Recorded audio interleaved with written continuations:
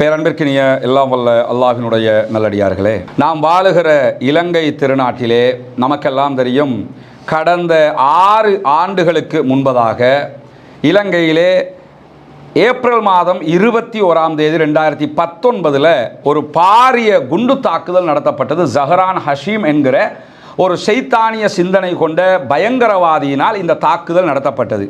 இந்த குண்டு தாக்குதலில் கிட்டத்தட்ட 300க்கும் மேற்பட்ட கிறித்தவ அன்பு சகோதரர்கள் உயிரிழந்தார்கள். பெரிய பாதிப்புகள் அவர்களுடைய மதத்தலங்களுக்குள்ளேயே நடத்தப்பட்ட தாக்குதல் என்கிறதுனால நம்ம நினைத்து கூட பார்க்க முடியாத பாதிப்புகளையும் அவர்கள் எதிர்கொண்டிருந்தார்கள். இந்த நிலையில் இந்த தாக்குதலுக்கு காரணமான பிரதான சூத்திரதாரி யாரு? மஹமல கருன்னு சொல்லி தேடிக்கிட்டு இருக்கிறாங்களா இல்லையா? இந்த ஜஹரான் ஹஷீம் செஞ்சான், அவனும் செத்து போயிட்டான். இவனை இயக்கினது யாரு? இதனுடைய பின்னணி என்ன என்பதை கண்டறிய வேண்டும் என்று சொல்லித்தான் அதற்கு பிறகு மைத்ரிபால சிறிசேனைக்கு பிறகு கோட்டாபே ராஜபக்சவினுடைய ஆட்சியை முழு நாடும் சேர்ந்து கொண்டு வந்தாங்க. ஆனால் அவருடைய ஆட்சி காலத்திலையும் என்ன பண்ணலன்னு சொன்னால், இந்த குண்டு தாக்குதலுக்குரிய பிரதான சூத்திரதாரி அடிப்படையில் யார் இதுக்கு காரணமாக இருந்தாங்கிறது கண்டறியப்படலை. அதுக்கு முன்பதாகவே மைத்ரிபால சிறிசேனை இருக்கும் போதே ஜனாதிபதி தேர்வு ஆணைக்குழு நடைபெற்றது, அதே போன்று பாராளுமன்ற தெரிவுக்குழு நடைபெற்றது. முழு நாடும் இதையெல்லாம் பார்த்து கொண்டிருந்தது.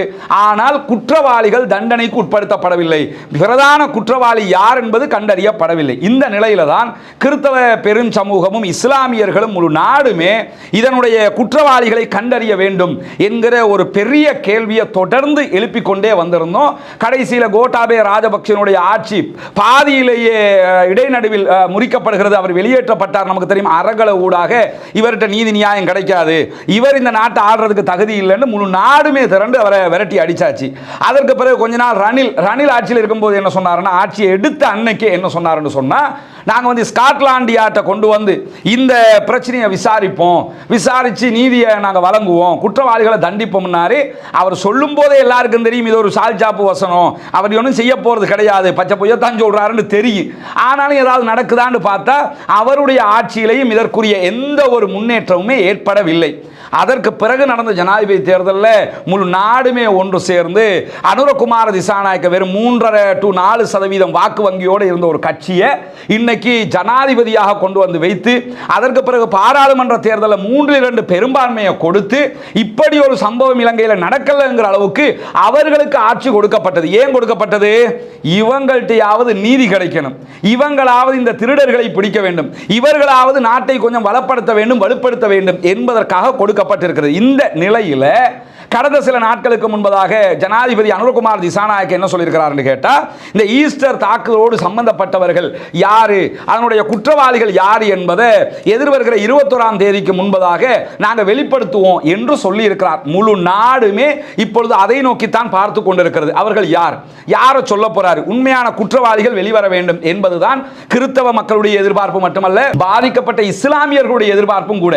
ஏன்னா கிறித்தவ சகோதரர்கள் அவர்கள் உயிரை இழந்ததை போல அதற்கு பிறகு வந்த அந்த நாட்கள் முஸ்லிம் சமூகத்திற்கு உலகத்தில் ஒரு நரகமாக இருந்தது. ஒவ்வொரு இஸ்லாமியருடைய வீட்டுக்குள்ளும் போலீஸ் நுழைந்தது, அதிரடிப்படை நுழைந்தது, பள்ளிவாயலுக்குள் ஷூ கால்களோடு நுழைந்த காட்சியை பார்த்தோம், நாயை கொண்டு வந்து சர்ச் பண்ண காட்சியை பார்த்தோம், அநியாயமாக 2000க்கும் மேற்பட்டவர்கள் கைது செய்யப்பட்ட காட்சிகளை பார்த்தோம், பல பேர் அநியாயமாக துன்புறுத்தப்பட்ட காட்சி. அது டாக்டர் ஷாஃபியாக இருந்தாலும் சரி, மசாஹிமாவாக இருந்தாலும் சரி, அஹ்னாப் ஜசீமாக இருந்தாலும் சரி, சட்டத்தரணி ஹிஜாஸ் ஹிஸ்புல்லாவாக இருந்தாலும் சரி, ரிஷாட் பதியுதீனாக இருந்தாலும் சரி, இப்படி பல பேரும் பிடிஏ என்கிற பயங்கரவாத தடை சட்டத்துக்குள்ள அநியாயமாக உள்ளீர்க்கப்பட்ட காட்சிகளை எல்லாம் நம்ம பார்த்திருக்கிறோம். இந்த நிலையில தான் இப்போதைய அரசாங்கம் இதற்கு நாங்க யாருங்கிறத சொல்ல போறோம் அப்படின்னு இருக்கும்போது நம்ம என்ன பண்ணணும்?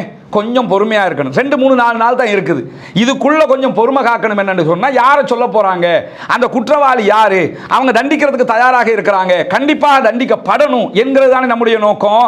இன்னும் சொல்ல போனா இஸ்லாமிய சமூகம் அன்றிலிருந்து இன்று வரைக்கும் என்ன செஞ்சுக்கிட்டு இருக்கிறோம்? ஜஹரான் ஹாஷிமுடைய ஜனாசாவை கூட முஸ்லீம்கள் அடக்கிற மையவாரில் அடக்க மாட்டோம்னு தூக்கி வீசிட்டோம். அவ்வளவு இந்த பயங்கரவாதத்திற்கு எதிரான மனோநிலையில் மிக தெளிவாக இருக்கிறோம். இஸ்லாம் பயங்கரவாதத்தை 100% எதிர்க்கக்கூடிய ஒரு மார்க்கம், அமைதியை விரும்பக்கூடிய இஸ்லாம் என்றாலே அமைதி தானே. அமைதியை நீதியை விரும்பக்கூடிய மார்க்கம். ஒரு மனிதனை கொன்றவன் முழு மனித சமூகத்தையும் கொன்றவன் ஆவான் என்று திருமறை குர்ஆன் கற்றுத்தருகிறது நமக்கு. இந்த நிலையில பயங்கரவாதிகள் அடையாளம் காணப்பட வேண்டும், இவனை இயக்கியவர்கள் அடையாளம் காணப்பட வேண்டும், குற்றவாளிகளுக்கு பகிரங்கமாக மரண தண்டனை விதிக்கப்பட வேண்டும். அப்படி செய்கிற போதுதான் கண்டிப்பாக இந்த நாட்டில் இனிமேல் இப்படி ஒன்று நடக்காமல் தவிர்க்க முடியும். அதற்கான முனைப்புகள் அரசு செய்வதாக சொல்லி இருக்கிறார்கள், அதற்குரிய ஏற்பாடுகளை செய்திருக்கிறோம் என்று சொல்லி இருக்கிறார்கள். அவங்க யாருங்கிறத சொல்ல போறோம் என்று அறிவிச்சிருக்கிறாங்கன்னா கொஞ்சம் பொறுத்து போகலாம்ல. அதுக்குள்ள நம்ம வந்து ஃபேஸ்புக்கில் அவரா இவரா சில பேர் வந்து உட்கார்ந்துக்கிட்டே நாங்கள் கண்டுபிடிச்சிட்டோம், யார் தெரியுமா, இவர் தெரியுமா, அவர் தெரியுமான்னு இந்த காரியங்களை திசை திருப்புற விதமாக பேசக்கூடிய காட்சிகளை நம்ம பார்க்கிறோம். இதில் ரொம்ப அவதானமாக இருக்கணும். இது விளையாட்டு விஷயம் அல்ல. பயங்கரவாதம் சம்பந்தப்பட்ட ஒரு விசாரணை நடக்கும்போது அந்த விசாரணைக்கு நம்ம ஒத்துழைக்கணுமே தவிர அதை திசை திருப்புற விதமாக எவனவண்டையாவது உந்துதல்களுக்காக யாரையாவது பணத்துக்காக அவங்களுக்கு கூலிக்கு மாரடிக்கிற வேலைகளை நம்ம பார்க்கக்கூடாது. இப்போ அண்மையில் உலமா சபையினுடைய தலைவரையே அந்த மாதிரி ஒரு விஷயத்துக்கு ஒருத்தர் இழுத்து விட்டு இதை திசை திருப்புற முனைப்புகளில் ஈடுபட்ட காட்சிகள் எல்லாம் நீங்கள் பார்த்துருப்பீங்க. நேற்றைய தினம் அகில இலங்கை ஜம்மியத்துல் உலமா அதற்கு பகிரங்கமாக கண்டனம் தெரிவித்திருக்கிறது மட்டுமல்லாமல் இந்த மாதிரி திசை திருப்புகிற வேலைகளில் ஈடுபடக்கூடிய அவரோட பேரை சொல்லியே ஈடுபடக்கூடியவங்களோட விஷயத்தில் மக்கள் அவதானமாக இருங்க அப்படின்னு வெளிநாட்டில் உட்கார்ந்துக்கிட்டு இந்த குண்டை வச்சது யார் தெரியுமா, அவன் தெரியுமா, இவன் தெரியுமா, இங்க அரசாங்கம் என்ன செஞ்சுக்கிட்டு இருக்கிறான், இங்க விசாரணை நடந்துகிட்டு இருக்கிறா இல்லையா, இவங்களாவது நீதி தருவாங்கன்னு சொல்லித்தானே அதை எதிர்பார்த்துக்கிட்டு இருக்கிறோம். எனவே இந்த நீதி கிடைக்க வேண்டும், அதற்காக கொஞ்சம் பொறுமையாக இருக்க வேண்டும். ஜனாதிபதி அவர்கள் குற்றவாளிகளை அறிவிப்பதாக சொல்லியிருக்கிறார், இதற்குரிய நடவடிக்கை எடுப்பதாக சொல்லியிருக்கிறார்கள். இவர்களாவது இதற்கு நீதி தர வேண்டும் என்பதுதான் அனைவருடைய எதிர்பார்ப்பு. சர்வதேசமே இதை பார்த்து கொண்டிருக்கிறது. இஸ்லாமிய சமூகம் நம்ம கொஞ்சம் அவசரப்படாமல் ஒரு 4-5 நாட்களுக்கு இதில் பொறுமையாக இருக்கிற போது கண்டிப்பாக இதற்குரிய குற்றவாளிகள் யாராக இருந்தாலும் அவர்கள் அறிவிக்கப்பட்டு தண்டிக்கப்பட வேண்டும் என்கிற நிலைப்பாட்டில் தான் நாம் அத்தனை பேரும் இருக்கிறோம். பொறுத்திருந்து பார்ப்போம். இன்ஷா அல்லாஹ் நம்முடைய எண்ணங்களுக்கும் பொறுமைக்கும் நம்ம கேட்ட பிரார்த்தனைக்கும் குற்றவாளிகள் அடையாளம் காணப்பட்டு அவர்களுக்கான தண்டனைகள் வழங்கப்படும் என்கிற நம்பிக்கையில் இந்த காலகட்டத்தை கடக்க வேண்டும் என்று கேட்டு முடித்துக் கொள்கிறேன்.